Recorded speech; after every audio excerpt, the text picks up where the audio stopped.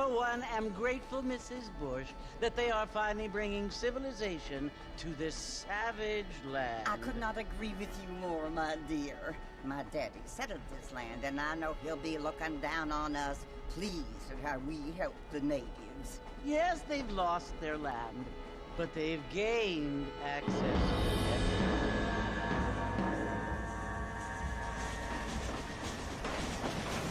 But, Father, do you mean unless an innocent receives communion, they're destined to go to hell? It hardly seems fair. What I mean to say, Jenny, is that there is a great deal of difference between an innocent and a savage. I never thought of it that way. Yes, they lived like animals, but they're happier now.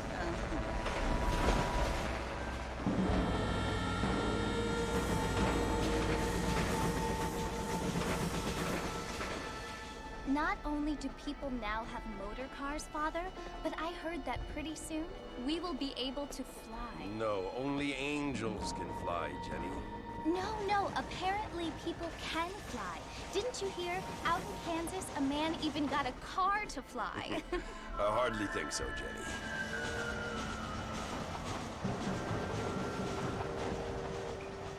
Apparently, Mr. Johns wants to run for governor, which is why he's so concerned with cleaning up the state. Nate Johns. Yes. His family is nothing but hillbilly trash that came here after the war. I don't want to be judgmental, but this state should not be ruled by such a disgusting family. A family without class. Apparently, the Johns family have made a lot of money, and he has a lot of friends in politics. Mrs. Bush, money isn't everything. There are many things that money cannot buy. It seems that money can buy voting.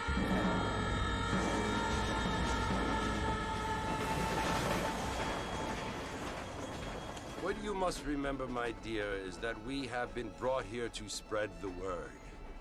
And the word and civilization, they are the same thing. They are the gifts. It is the opportunity we have, the chance to live among people who are decent and who do not kill each other, and who let you worship in peace. It's so confusing, Father. Sometimes I find it impossible to make the distinction between a loving act and a hateful one. I mean, they often seem to be the same thing. Yes, Jenny, it is confusing.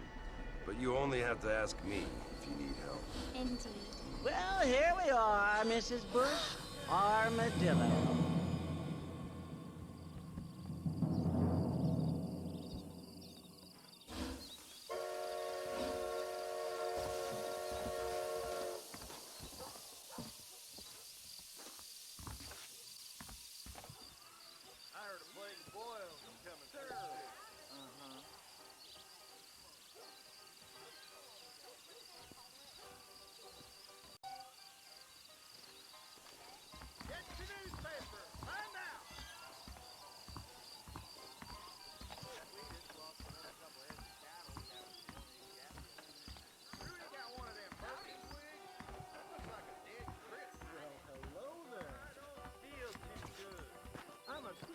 Job and live the easy life.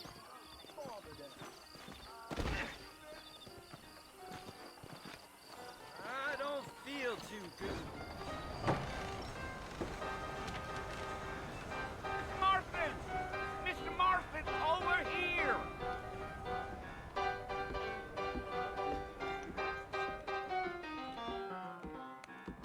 You must be John Marston. Sometimes. I'm Jake. Your friends from Blackwater hired me to guide you. They ain't my friends, but pleased to meet you, Jake. I got the horses saddled up and ready out front.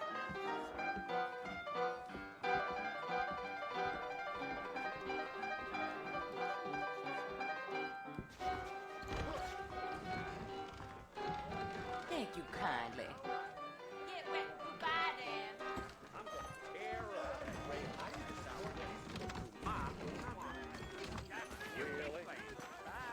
Come on, mount up, Mr. Marston. I want to get to Fort Mercer before sundown. Well, here, let's mount up and hit the trail. Looking at you, I feel something. Easy on the spurs now. We don't need to draw undue attention. If you say so. Let's go. I'm scared to go out there and again. Whoa! Come on, Mr. Marston.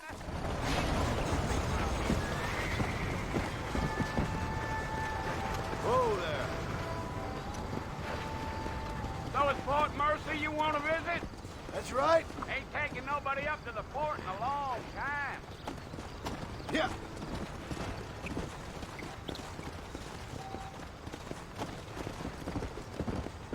Come on. Are you planning on spending any time in Armadillo, Mr. Marston? I doubt it. I ain't planning on staying very long.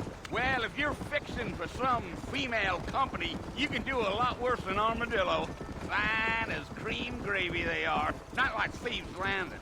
Dang, those girls ain't even fit for a drinking man to hold up with. I'm a married man, I'm afraid. Ain't we all?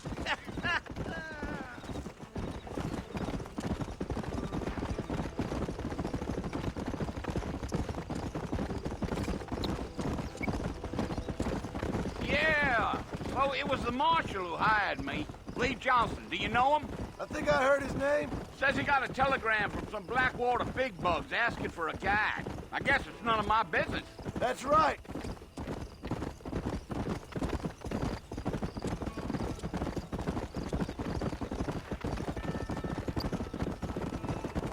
You ain't very talkative, are you? Nope. I'm just chewing the dog, mister. It's how I am. I don't mean nothing by it. Trust me. There's things you better off not knowing.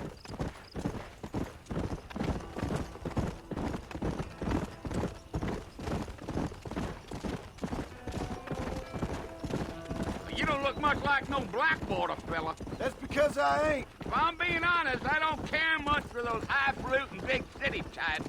Not much at all. Blackwater ain't much of a city. More of a town with delusions, but no, me neither.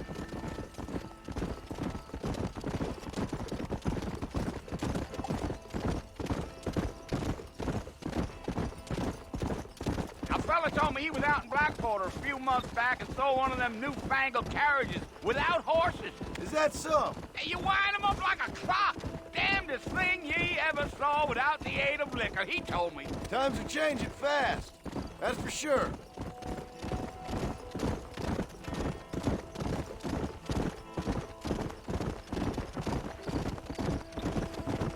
I'll tell you, Mr. Marston, those coyotes eat better than I do. Not far now. You'll see the fort when you get to the top of this hill.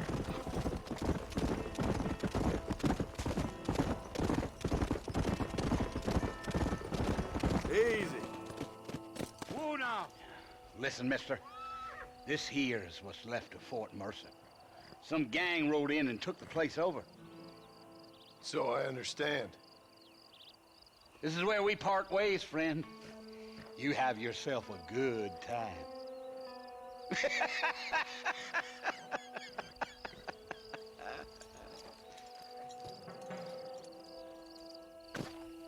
Yeah, yeah.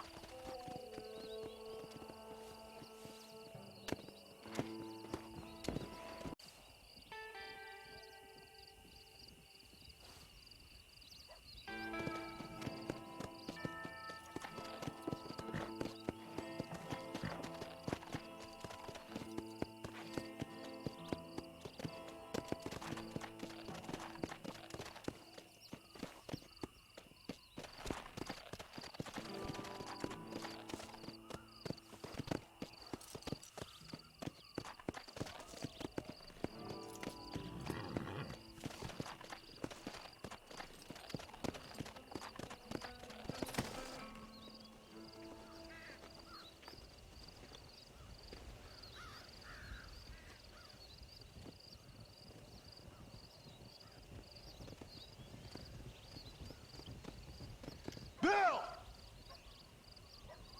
Bill, I've come for you! Bill Williamson! Come out here right now! Go away now, John. Don't make me kill you. Nobody needs to kill anyone, Bill. You must think I was born yesterday. You always did think I was an idiot. That ain't fair, Bill. You were as my brother. I've come to try to save you. Oh. Do I look like I need saving? Bill, please.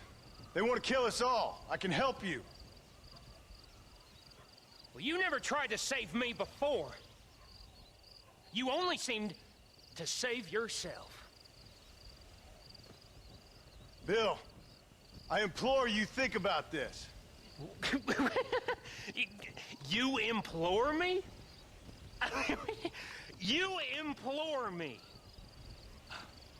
You always were one for fancy words. Oh. Well, things are different now, John. Now I'm in charge! No more Dutch! And no more you. Implores. I implores you to go back and tell them to send someone just a little bit more impressive next time. Well? Oh. Poor John.